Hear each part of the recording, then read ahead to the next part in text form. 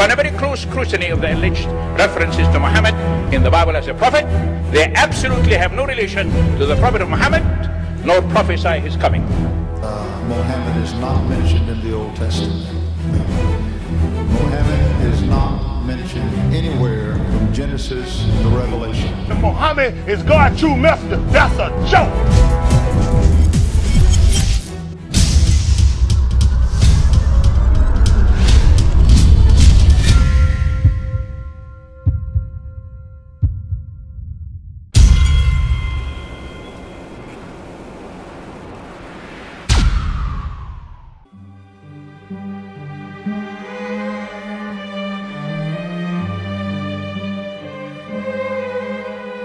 Lo, we inspire thee as we inspired Noah and the prophets after him, as we inspired Abraham and Ishmael and Isaac and Jacob and the tribes, and Jesus and Job and Jonah and Aaron and Solomon, and as we imparted unto David the Psalms.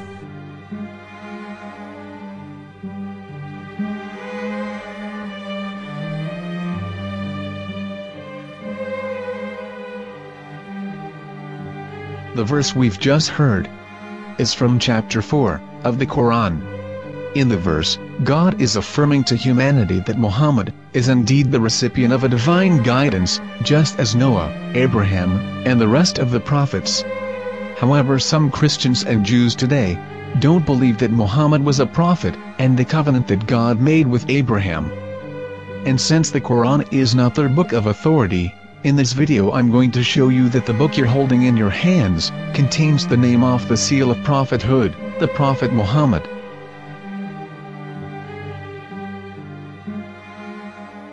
As known, the Old Testament was preserved in the Hebrew language. In the 5th chapter of the Shir HaShirim, which is one of the 5 Megillat or sacred scrolls that are part of the Hebrew Bible, or for short the Song of Solomon, as Christians know it today. That chapter is discussing someone. Jews will say it is discussing Solomon, while Christians will say it is discussing Jesus. Considering this is the Songs of Solomon, it would seem logical that it is discussing Solomon. The verses, describing this mystery man, have the narrator's speech conjugated in the feminine, meaning it is a woman who is describing this man. So it is possible that it is one of Solomon's wives discussing her husband Solomon. However, Christians assert that Jesus is being discussed, and that the chapter is describing a man who was not yet alive at that point. A prophecy.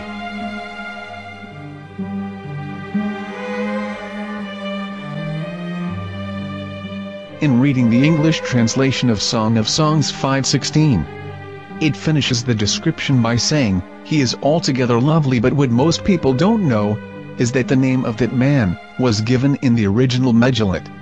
Here is verse 16, and how it is written in ancient Hebrew, before introducing the vowels, in the 8th century. From the Hebrew Bible, on scripturetext.com. Here is the word in question. This word is made of 4 letters. Mem, Het, Mem, Dalet. Now when reading the word as it is written in its original form, with no vowels, it can be read as Muhammad, which is the name of the Muslim prophet, or as Mamad with no A after the H. According to Ben Yehuda's Hebrew English Dictionary, it is correctly pronounced as Muhammad, not Mamad. So how we're going to know for sure if it's pronounced as Muhammad, the Muslim prophet, or as Mamad, a random Hebrew word? The only way is to give the verse to a rabbi and say to him, "Please read." Here is the Song of Songs 5:16, and how it is read by a rabbi from a Hebrew Jewish site. Please notice, the im in Hebrew is a plural of respect. Hiko mamtakim vechullo mahamadim ze dodi vezer'i benot Yerushalayim. Hiko mamtakim וכולו מחמד, מחמד, מחמד, מחמד, מחמד, מחמדים. זה דודי וזה רעי בנות ירושלים.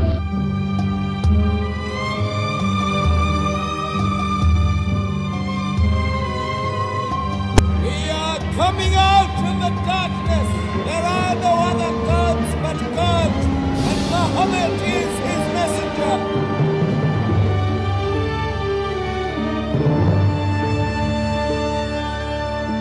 Let the world hear. חיכו ממתקים וכולו מחמדים, זה דודי וזה רעי בנות ירושלים. חיכו ממתקים וכולו מחמד, מחמד, מחמד, מחמד, מחמד, מחמדים, זה דודי וזה רעי בנות ירושלים.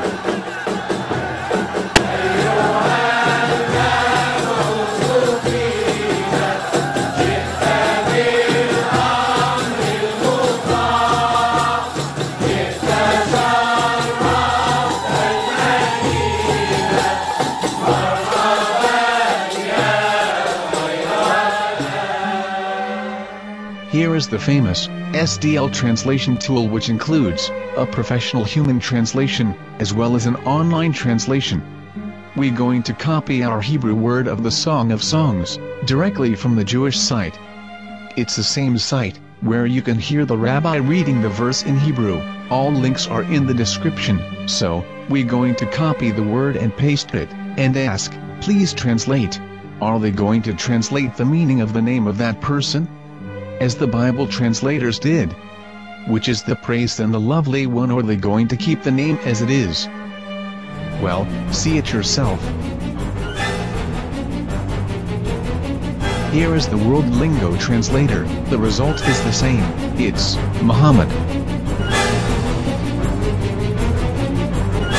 You have no right. You have no right to translate names of people. Anybody. Your name should be retained. Mr. Black is Mr. Black, though he's white. You have no right to translate names of people. But they have been doing that. Muhammad they translated as altogether lovely. But the word Muhammad is there in the Hebrew language. The word Muhammad is there in the Hebrew language.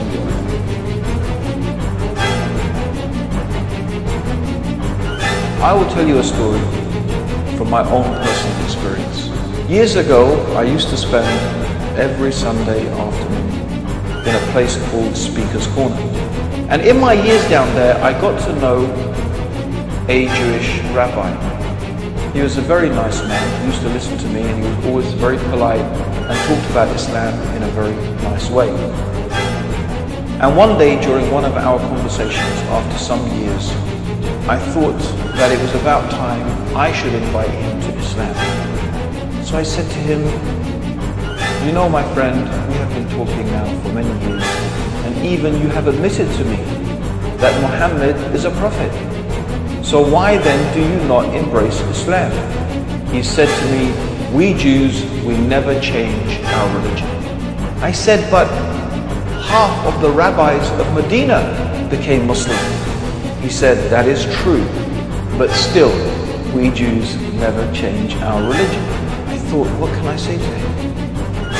He looked at me and said, listen to me, my friend. God sent to us a prophet Moses, and we didn't even listen to him. Do you think we're going to listen to another prophet after him? From another tribe? From another people? When he said that, I had nothing left to say. He knew that Muhammad was a prophet. In fact, another rabbi also came up to me and he said to me, we know Muhammad is a prophet, and he quoted to me a passage from the Bible.